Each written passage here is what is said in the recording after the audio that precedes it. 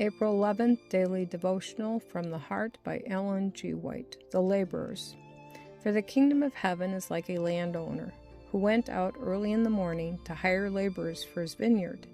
Now when he had agreed with the laborers for a denarius a day, he sent them into his vineyard. Matthew chapter 20, verses 1 and 2.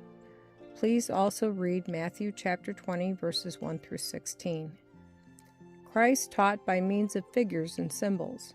On one occasion, he spoke a parable in regard to the hiring of laborers to illustrate the way in which God deals with those who devote themselves to his service. It was the custom in Judea for men to wait at the marketplaces for someone to come and employ them, and in Europe this custom is still in vogue. Those who need help go to the marketplace to find servants that they may employ. The man in the parable is represented as going out at different hours to engage workmen.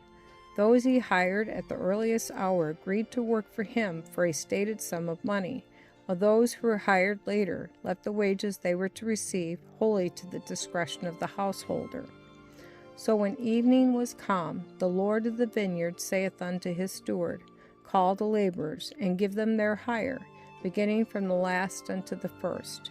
And when they came, that were hired about the 11th hour, they received every man a penny. But when the first came, they supposed that they should have received more, and they likewise received every man a penny. Matthew chapter 20, verses 8 and 9. The lesson of the laborers had a bearing upon the question about which the disciples had disputed by the way, who should be greatest in the kingdom of heaven. The world's Redeemer saw the danger that would imperil his church, and sought to arouse his people to an understanding of their position. For this parable was but a continuation of the lesson taught when Peter asked, Behold, we have forsaken all, and followed thee. What shall we have therefore? Matthew chapter 19, verse 27. With implicit trust we are to stay upon God, and let the heart rest in him without a question as to what is to be our measure of reward. Jesus would have those who are engaged in his service not be eager for rewards, nor feel that they must receive compensation for all that they do.